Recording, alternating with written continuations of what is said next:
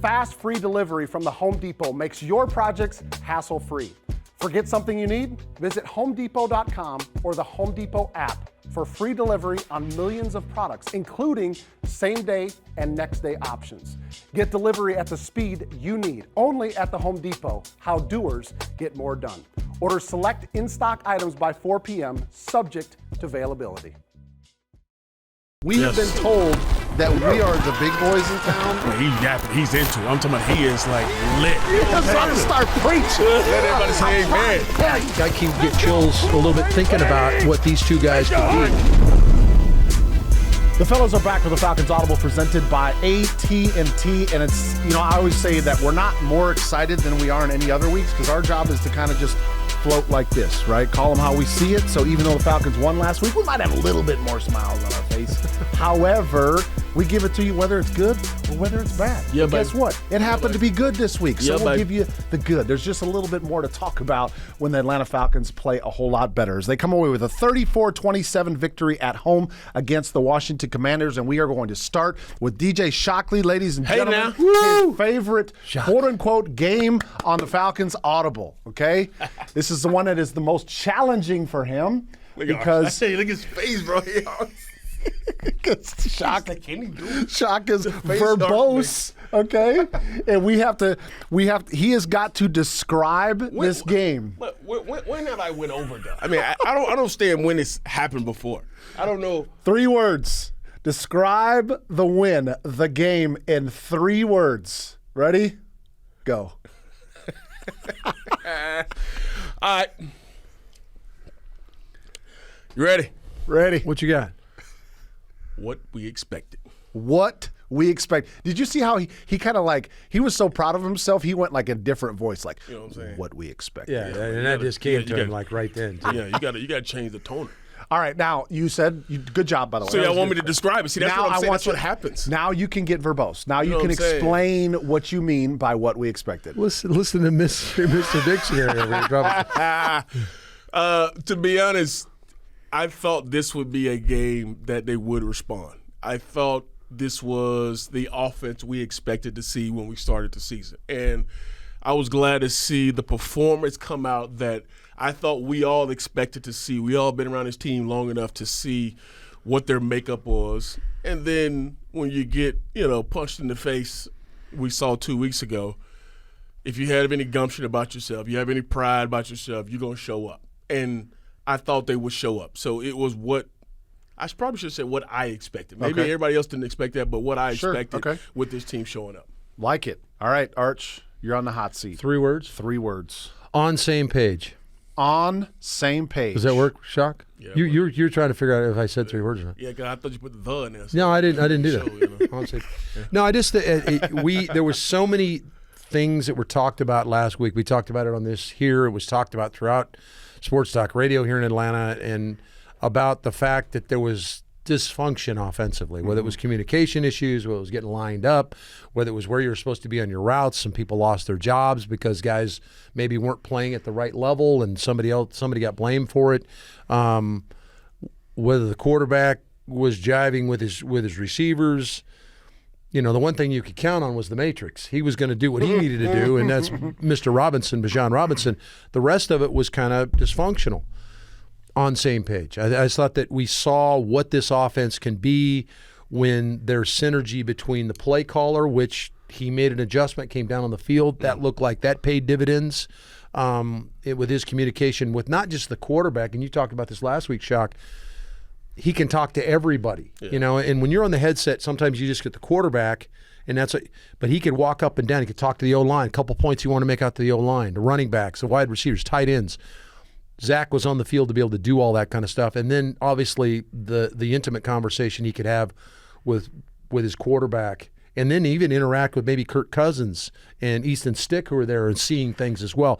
Just more opportunities to be on same page. Love it. All right, so we had what we expected or what I expected. On same page. You guys ready for mine? Derek, this is gonna be good. You now have based on all the words you've used so far, this should be pretty good. I know, right? I thought a lot about this. Okay, ready? Ready for this? Yeah. Rose to the challenge.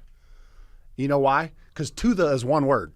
Negative. I just made it up. It is. It's To the- T-O-T-H-E. What? To the. To the. Rose to the You challenge. got to be from the land of 10,000 We, lakes. we were talking before the show about dialect and Southern dialect about certain people. Sean was saying when he was a rookie, some people couldn't understand him in the huddle because they couldn't understand his Southern accent. That's one of those Southern things. Okay, Rose to the challenge. Okay, and here's the reason why. Okay, let me explain.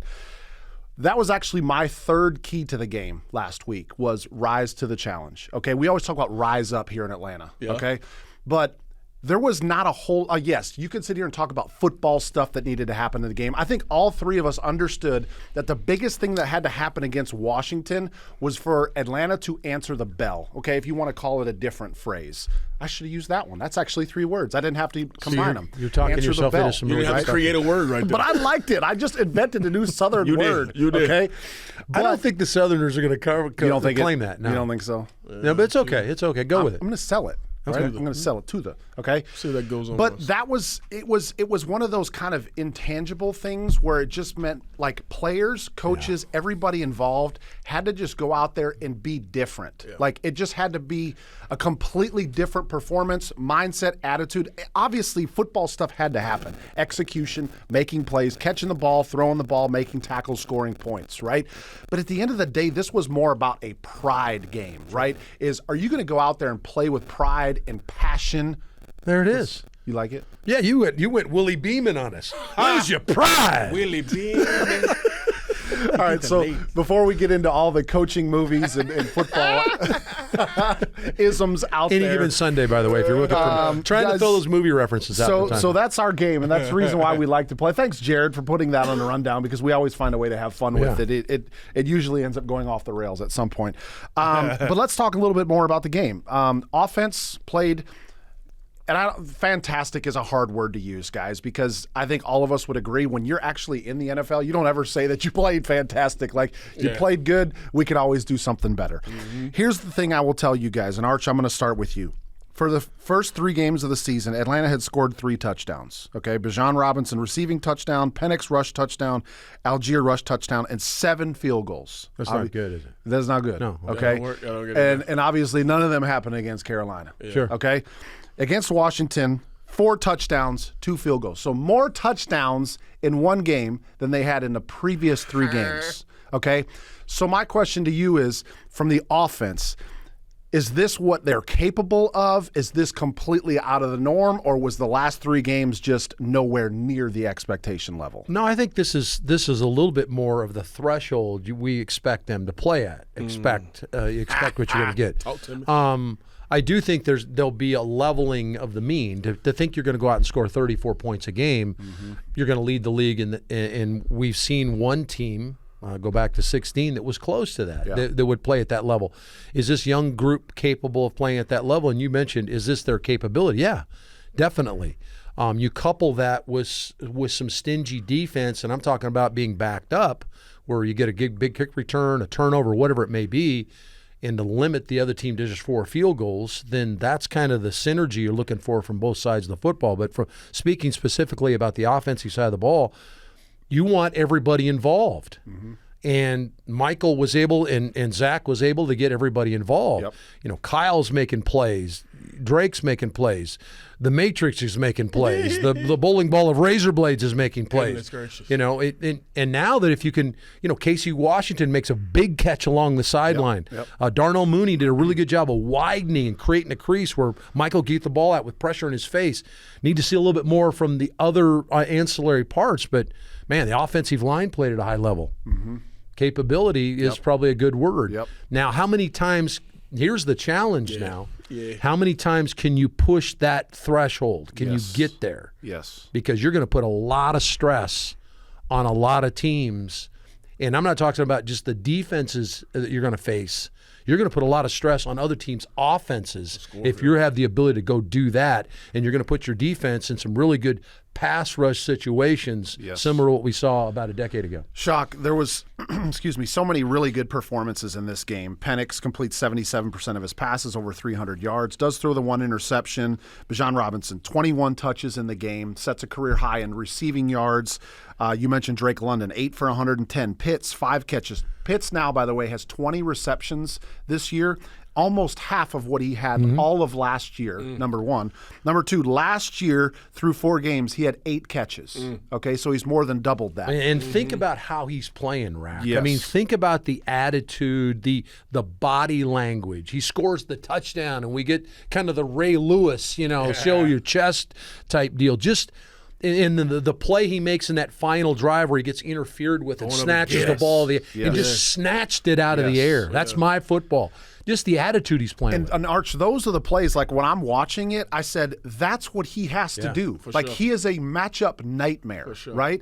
And sometimes it's like your quarterback can say, I'm going to throw this ball up in his vicinity, and I'm going to trust that he's going to bail me out because, number one, he's that athletic, and number two, he's just got so much length. So that was the first thing that came to my mind is those are the catches that he has to make for us, right, because of what he brings to the table.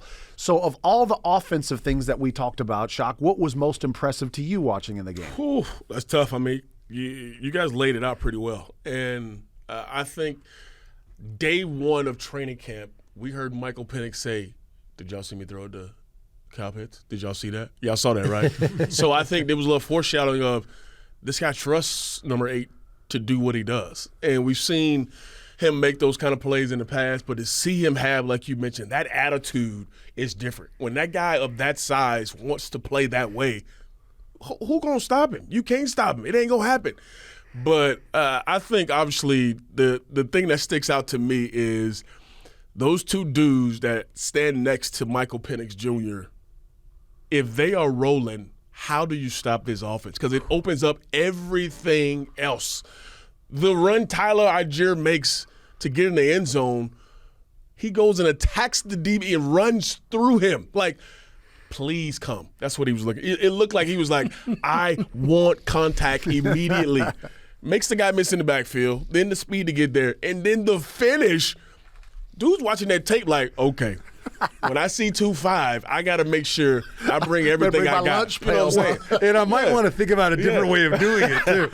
So you got him doing what he does. He had 13, 14 carries in the ball game. And then you talk about, like Arch said, the Matrix. I mean, it's unreal every week we say, can you believe he did that? Like, we still has a fathom about what this guy can do with the ball in his hands.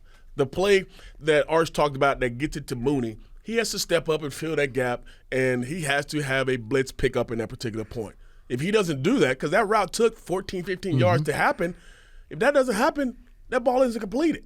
So you're talking about a guy who can do it in multiple ways. They split him out. They throw it to him. He climbs a ladder, go get the football. You hand it to him on, the 15-yard line.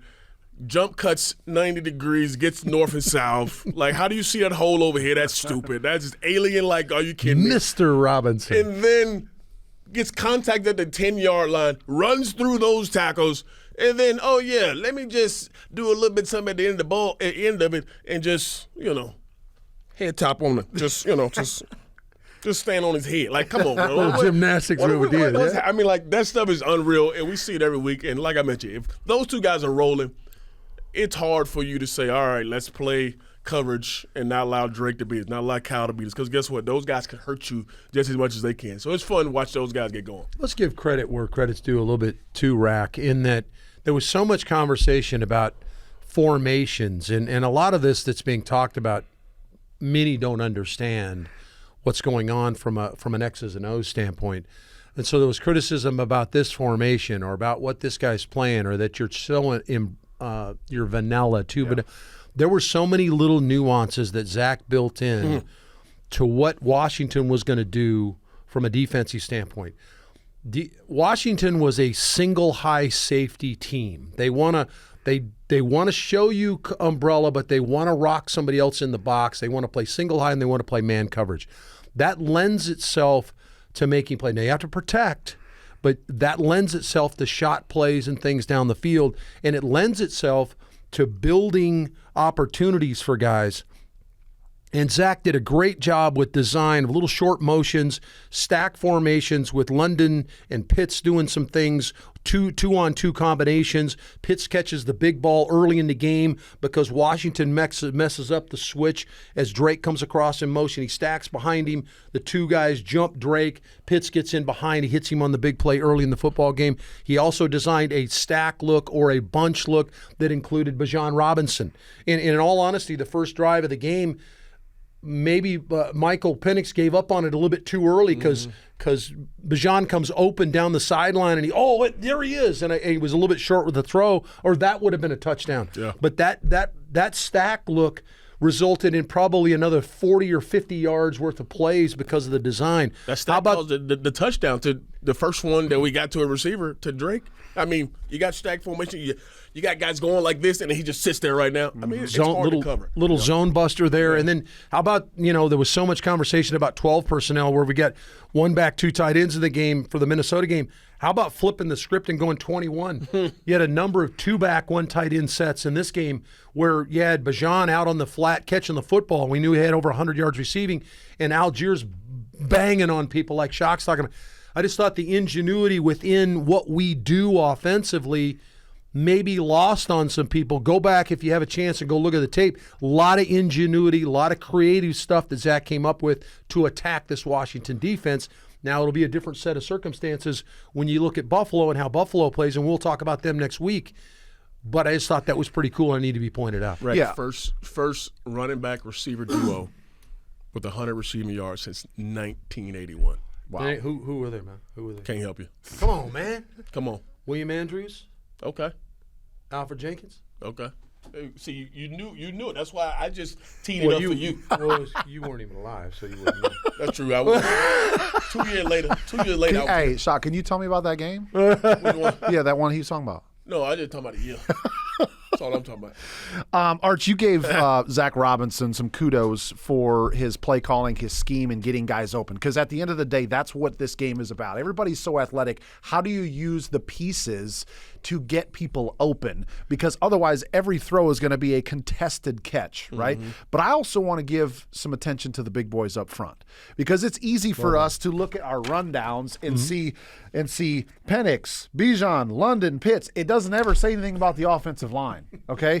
And this offensive line has given up a total of 5 sacks this entire season, which is 5th best in the National Football League. Talk to him. This offensive line is also opening up holes for guys like Bijan Robinson to do what he does each and every week, for Algier to get the yards that he does. Amen. So continue to let those guys eat up front, because that's what's going to make everything work. Good call. If Michael Penix is under duress throwing the football, he ain't going to be able to get the ball to Pitts and London and everything else. So for those guys, they need to get love when it's there. Now, last week, there was no love to give out. Okay? When you get shut out, there ain't no love to give out. But sometimes you got to give credit where credit's due. And quarterbacks don't throw for over 300 yards if they don't have time. Right? If they can't see open receivers. So this offensive line, to accentuate what you're saying. Yeah.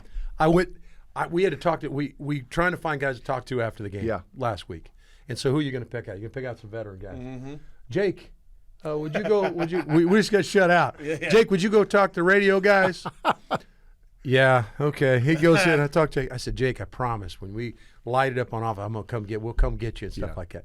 I went in. We did talk to any offensive lineman after the game this week. So I went over. Jake sitting in his chair. He goes, "Nah, didn't talk to any old lineman. Right? Did you?"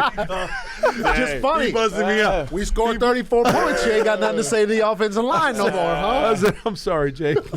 I feel bad. He just had you. We go get him when the things aren't going well. But Arch is sitting in the back of his mind saying, "Look, when we score 34 points, I'm sorry, but the people don't want to hear from the offensive lineman. They want to hear from the stars." But you are dead on. You cannot do any of that stuff for that. That's a great call. So, yeah, I mean, got to give them some credit. And listen, just for comparison, they've given up 5 sacks this year. The Vikings have given up 18 sacks. Like, sometimes you need to think about what else is going on in the league. Well, if they've only given up 5, well, is everybody else only given up 8? No. There's been teams right now that are getting getting 18 sacked left and right.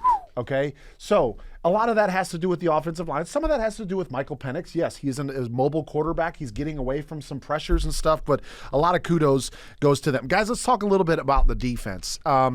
Not necessarily a dominating performance, but it was good enough to win. What did you see defensively in this game that were some building blocks and maybe some areas that still have to get cleaned up a little bit? Well, I think let's start with the areas that need to be cleaned up. We need to try to eliminate explosives. They had 6 explosives in the game, and explosives I count are 15 yards or more. Mm-hmm.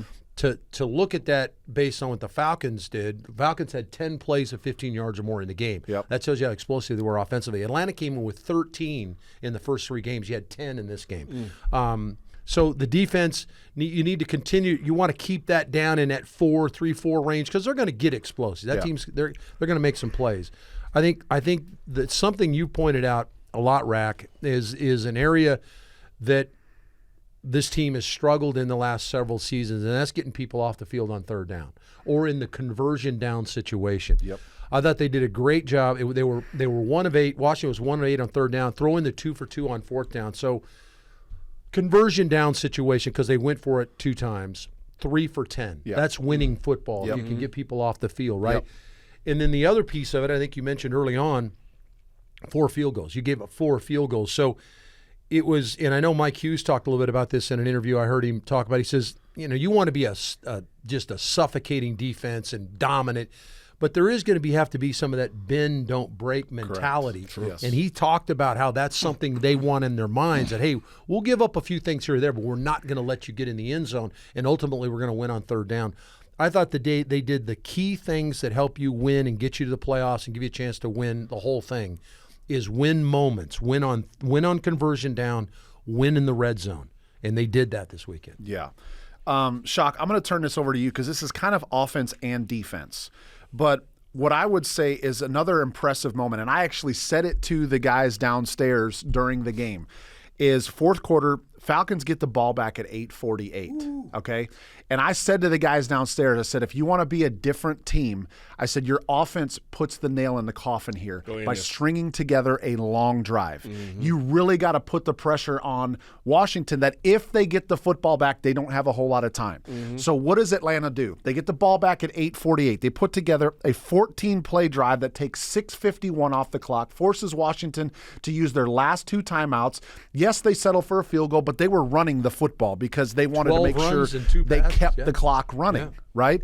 So there are certain, like we always talk about situationally smart football, right? And you always go to third down and red zone and so on and so forth. But sometimes the situations are go win a football game, right? Mm-hmm. So what I'm going to throw this to you, Shock, is how impressive was that drive? And then the fact that the defense buckled down enough as Washington was trying to make a run at the end to just force the field goal. And then they got to go for a desperation onside kick because that's kind of their last hope. But that, to me, those last 2 drives kind of signified what happened in that game. And it was a difference in a mind shift. I think the mindset of having to go get it is something that I think a lot of teams – they strive to want. There are a lot of teams who at the end of a ball game, you say, you know what, we have to go run the football. The other team knows you want to run the clock. And there's a difference between situations of the game where you want to run the football. We talk about balance all the time. But this was a situation where you needed to run the football, and you were able to do it, 12 runs. And then you talk about, okay, here comes third down. Here comes that critical down where, okay, if you don't convert this, they get the football back. How about your big-time players? Penix stands in there, rips one to Drake over there. Drake, unbelievable catch over there on the sideline to bring that ball in. Throw to Kyle. I mean, you talking about in those moments stepping up and playing the biggest football of the ball game. And that's what you like to see. You want to go finish ball games. That's what good teams do. They find ways to go win ball games at the end when maybe that team understands what the situation is and you got to stop them. Defensively, like you mentioned, bend but not break. Yeah, those dudes get paid. Those dudes make a lot of money over there. They're going to make some plays. They're going to scheme me up. They're going to have some big-time play. I mean, the throw Mariota makes in the back of the end zone to Deebo Samuel on fourth down is a monster play. It's a very, very low percentage throw. You find a way to go get it, and they make the play. Okay, yeah. But then you have opportunity to come back and try to close this ball game out, and you do so. I thought the 2 linebackers in this ball game continue to wreak havoc. Caden Ellis one time, obviously – you're just waiting for Marcus Mariota at one point in his ball game to pull it. They run so much of the zone read or so much of the read, and then he finally pulls it, and 55 is standing there like, why? Why would you do that? And he just smothers him and makes the play. Mariota got out one time and made a big-time play on third down, run out. But for the most part, you kept him under wraps. How many times you called D. Offer name?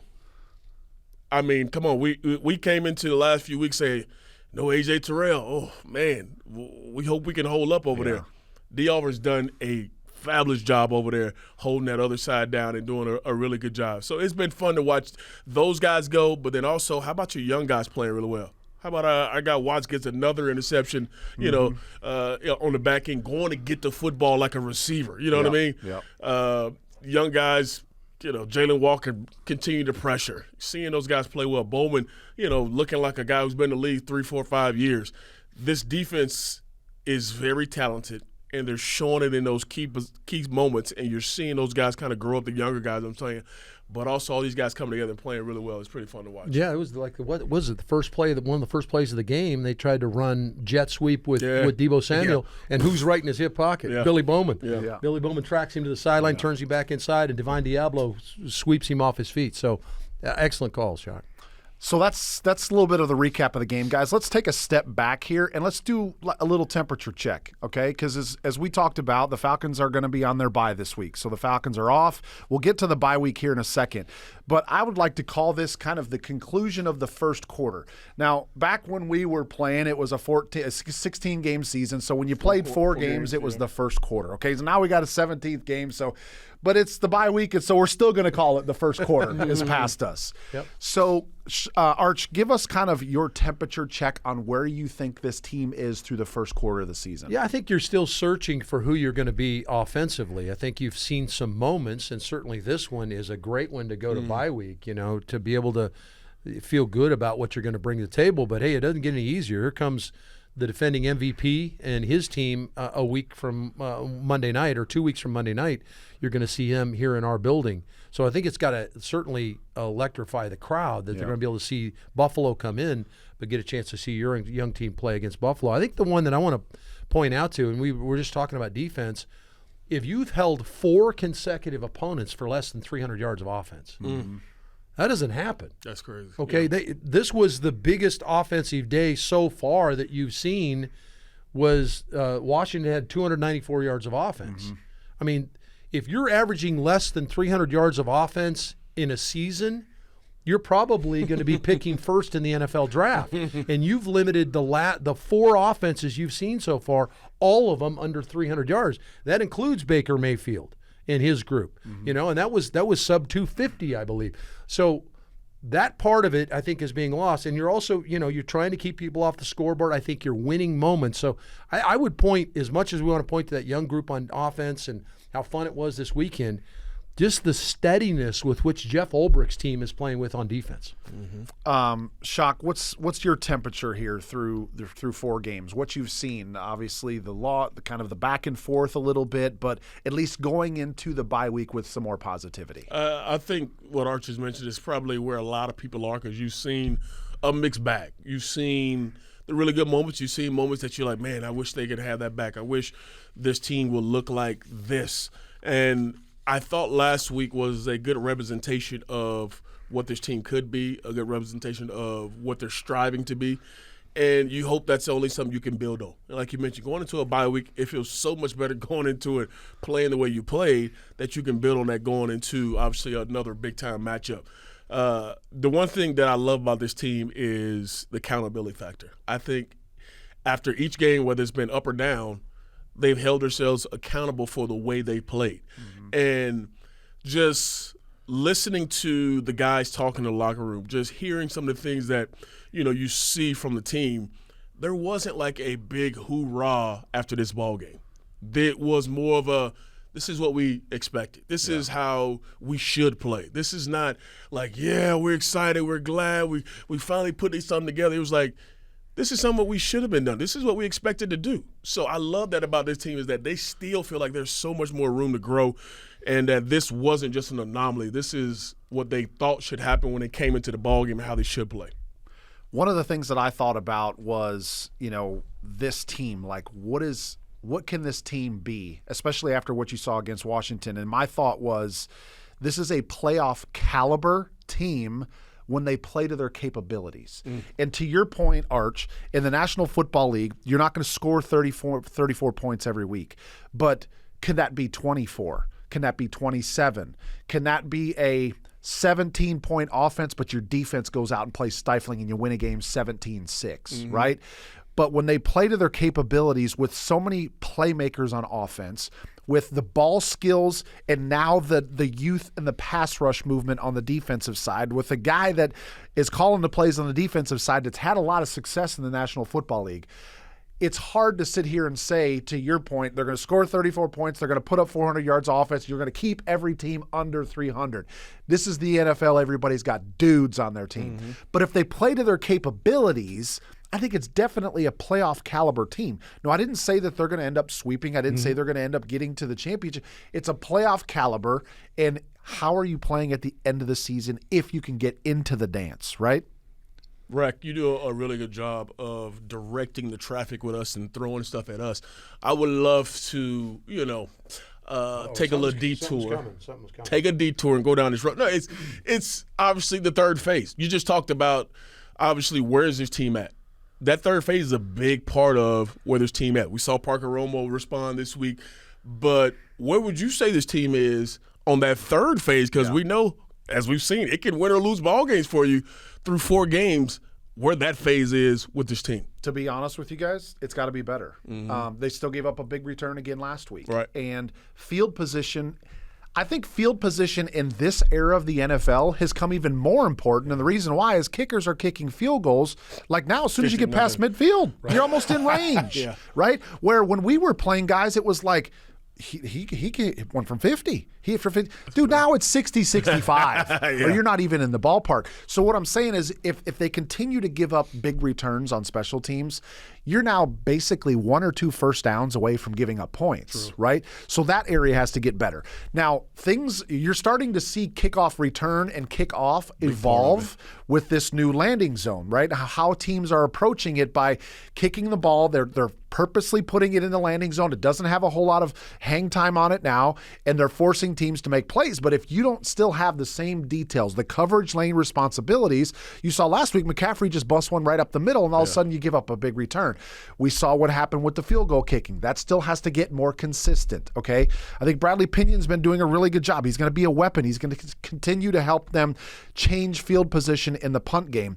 But if we're being honest, through the first quarter of the season, the temperature there is probably a 60 degrees. Like it's got to get warmer. It's got to get hotter on special teams if they want to be a playoff caliber team. It's got to be all 3 phases, and it's still been a little bit inconsistent. Yeah, it's been interesting too because it seems like that it's fluctuated, and that's we came in here talking about, hey, we're flying like this. We want to continue to get better each week, but it seems like that piece of it, and on the offense too, has done this. But there's been, really good in returns, really good in coverage, but not so good in returns, and vice versa. How much, Rack, is it? Our special teams coordinators really still trying to figure this out? Oh yes. And if you do have a guy like we saw 2 weekends ago against Carolina that kind of has that funky knuckleball kick figured out. It's almost like Phil Necro coming in from the knuckler. I don't see him every day. Where'd that guy come from? No. How much are they still trying to figure this out? This has been very interesting watching this evolution, guys, because it was like the first year that they did this, I still felt like they were just kind of kicking the ball in the end zone, right? Like we haven't figured out how to do it. But now I think the more time that they're having, the more stuff that's getting on tape, the knuckleballs, right? The more time they're able to kind of strategize how you can be a difference maker. Now special teams coaches are like, no, we're not going to approach it like this. We're going to kick the ball in the landing zone.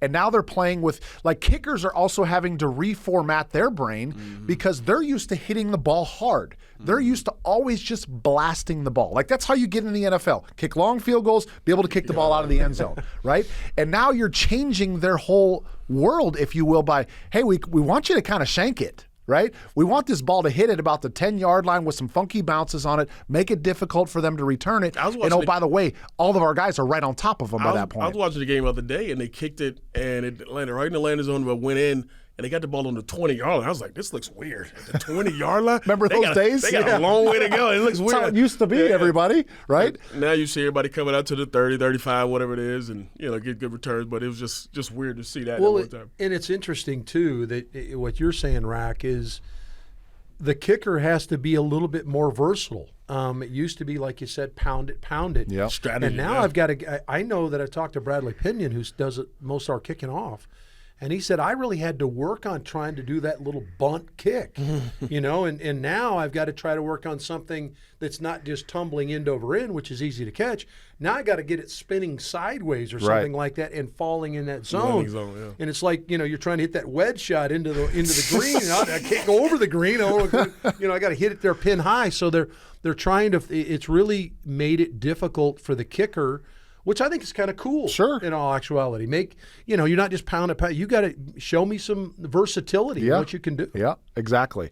So I think that's something that we're going to continue to see evolve throughout the course of the season. But to be quite honest, it's got to be a little bit better as far as the Falcons are concerned. All right, guys, last kind of topic we're going to talk about is bye week. Let's talk about how the Falcons use this bye week, because I think the bye week can be a gift and a curse depending on where it falls in the season. Okay, and in my opinion, this year, where it falls could be a little bit of a curse. Yeah. If you have your bye week really early or really late, I think it can be an issue, because you either got to grind on the front end or you got to grind on the back end. And Atlanta's going to have a grind on the back end. They're going to have 13 straight games, including one international game. And a lot of times with international games, you get a little breather. You get a week off, or maybe you play the following Thursday. Yeah.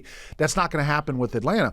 So they get an opportunity, Arch, to maybe get a little healthier early on. A.J. Terrell's obviously the biggest name that comes to mind. But Mooney as well. He's been banged up early on and again this past weekend. But how do you feel this team needs to navigate the bye week to set them up for success? I would almost say second half, but it's almost second 3/4 of the year.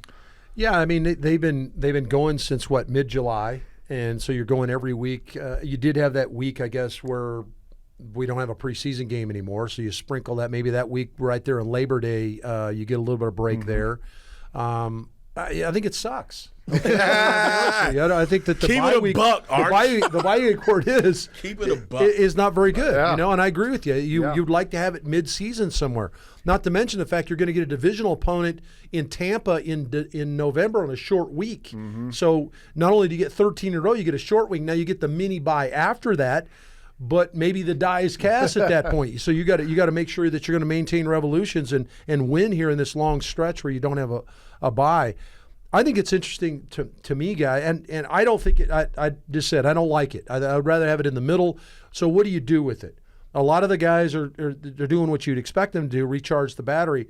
I think the question here is, and I'd be interested to see what you guys thought with the different coaches that you guys have played under.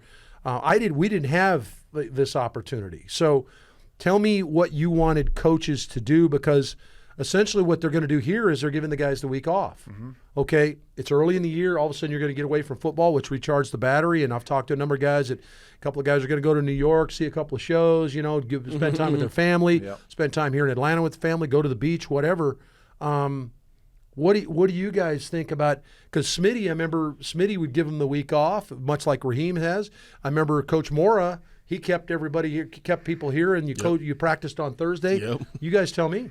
Yeah, I mean, I think there's definitely a number of different ways. At the end of the day, I think you have to let these guys be pros, and they've got to manage their week appropriately. Even with the young guys. Yeah, exactly. Because I heard somebody ask Bijan Robinson a question like, what are you doing for the bye week? And now I don't know if this is true, but he said, I think I'm going to stay here. Like he said that he may not go out. A lot of times they want to go back to their alma mater and they want to watch a football game. They want to go on the sidelines. You get a chance to see a lot of the former players. Yeah. But so many of these, here's the thing. These guys are grown men. Many of these guys are married. They have children. And not to mention the fact that they're extremely wealthy. Okay, the money now is just crazy. So for them, I mean, getting a first-class flight to go somewhere, or dare I say get a private jet to go somewhere, is not really a big deal for these guys now. But you just got to trust them to be pros and understand.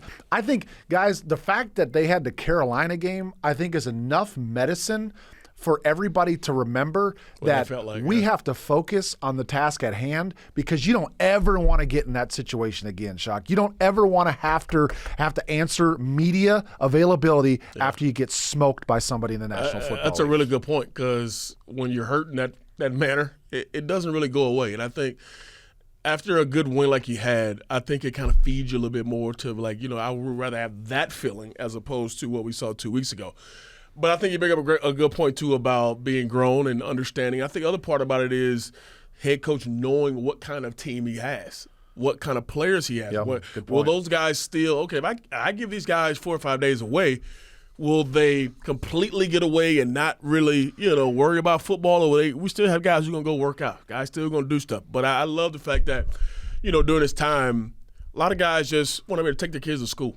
Want to be able to go pick them up. Want to be able to, spend time with them. Want to go catch a movie with them. You hear all the time at the facility, and now you get to, oh, daddy's home. That's a really great feeling for a lot of guys to be able to have those moments. Yep. So I think a lot of guys will feed into that, and it won't be the extravagant thing. But then there's also, hey, I need new scenery. And you can understand that as well. Like you mentioned, these guys are wealthy enough to be able to go do that. But I think to the point what you mentioned, that Carolina game still sits right there at the frontal lobe of, man, we were really embarrassed.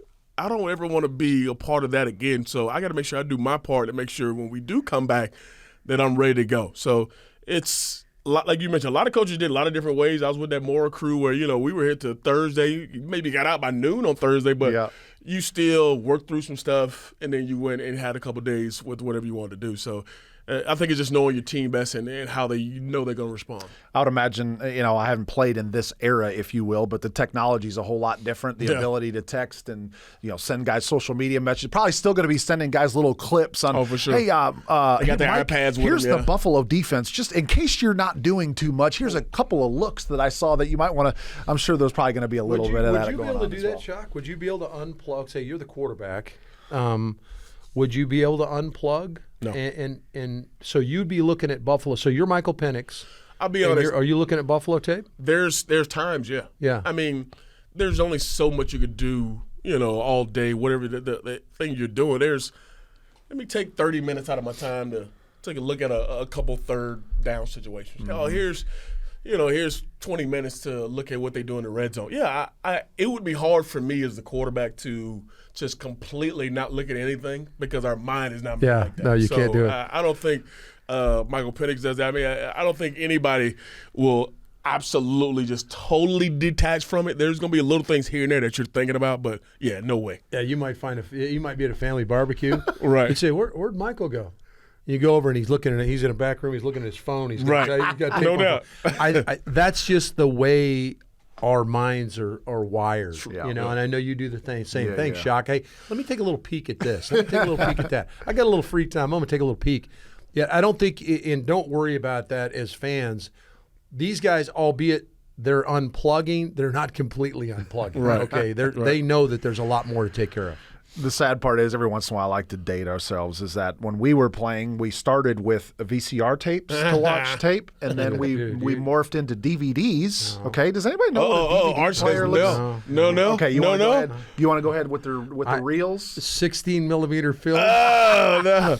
Yeah, Just that reeling was it where in? it started for me, and they'd break. Damn it! And then you'd have to have tape, and you'd be taping it up. I just want to watch Can I just watch it? Why does it keep breaking? Oh yeah. Now it's as simple as pushing send, and it gets pushed to a phone, to an iPad, to whatever else of technology these guys have, all at their fingertips. All right, that's going to wrap it up for the Falcons Audible presented by AT&T. As we mentioned, no game this weekend. We will be back next week to preview the Buffalo Bills Monday night matchup, folks. Coming back off a bye in prime time. Yeah. But until then, make sure that you continue to follow us. Every once in a while I watch these people that are have their own YouTube channels, and they always say, hey, if you like this content, make sure you push the subscribe button and like it so we can continue to offer content like this. By the way, I'm not getting paid on any of the amount of subscribers that we get, but the Falcons would truly appreciate it. And you know what else? You constantly get updated when guys like us put out podcasts, or the rest of the folks within here in the organization, on any time we have stuff about the Atlanta Falcons. You'll get it coming right to your device. You don't even have to work for it anymore. For you if you don't. All right? That's all I'm saying. Jared. Hey, enjoy your football weekend. I'm sure there's going to be plenty, whether it's college, whether it's NFL, other NFL action. Shock, Kentucky this weekend, correct? Wildcats coming noon. We have to avenge. I heard Kirby Smart say in his press conference today that it's always a physical game with Kentucky. Always. They both like to Stoops. do this. Mark Stoops. Been Better around start 13 this years. streak, huh? 33 in a row. Let's go. Yeah. I don't know. Everybody can't be undefeated like the Cyclones. So it's all good. So enjoy your football Falcons free weekend, but not too much because you got to have some anticipation for us to come back. We'll be back next week for the Falcons Audible presented by AT&T. Thanks so much for joining us. Falcons with a 34-27 victory before their bye week over the Washington Commanders. We'll see you next week, everybody.